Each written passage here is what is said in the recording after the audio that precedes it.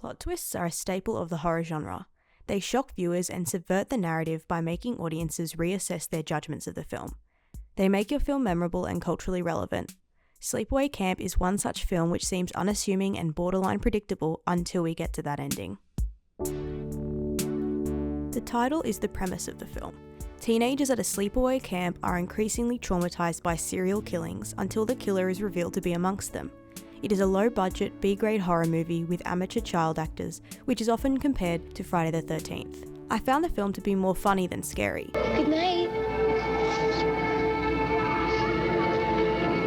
Good night. Still littered with concerning imagery, but mostly funny. Leslie.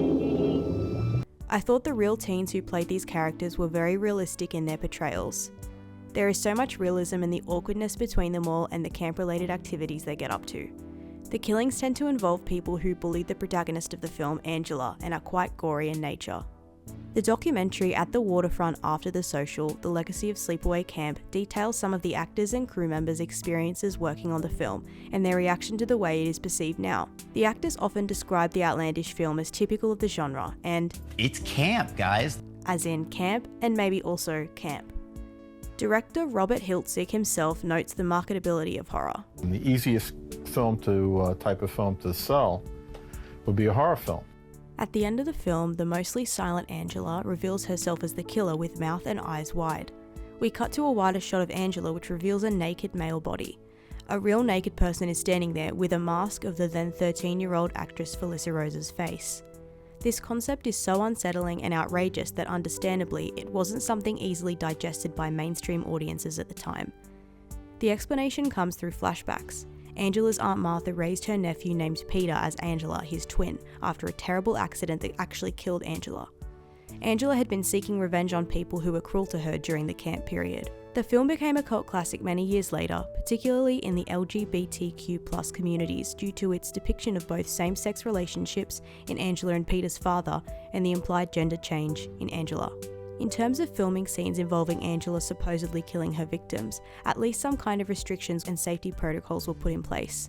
As a young teen, Felissa Rose had her mother on set constantly and didn't take part in any violent or unsettling scenes. In fact, scenes where the killer is depicted were actually shot with Jonathan Tiersten, who plays Angela's cousin Ricky.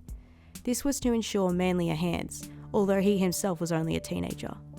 There is a silhouette shot of him which even Tiersten described as very obviously a boy. The name of the male body double at the end of the film is unknown.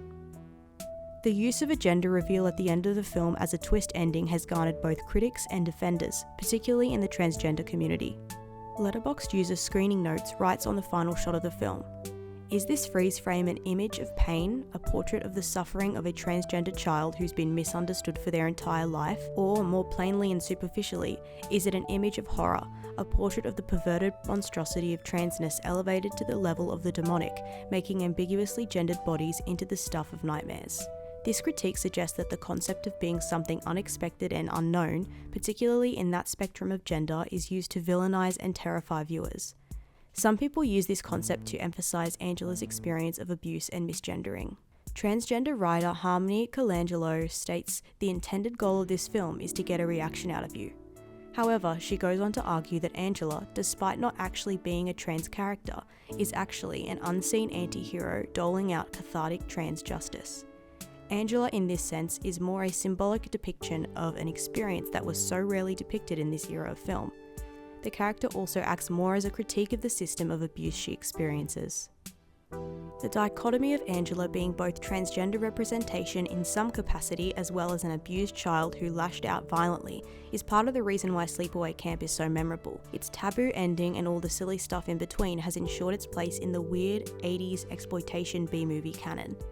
It is very unique in its twist ending as it forces viewers not only to judge the film's values, but to examine their ability to empathise with the protagonist turned villain. In terms of representation, I'll leave you with a quote from Aspen Nelson's retrospective on Sleepaway Camp, which I think appropriately determines the fickle nature of the twist and Angela as a character. Angela does encompass the trans experience from a social point of view and makes it easy for trans viewers to relate to her character, for which there does seem to be a minimal following. Though, is it a case of taking what representation one can get, reclaiming something offensive, or is Angela truly a trans icon?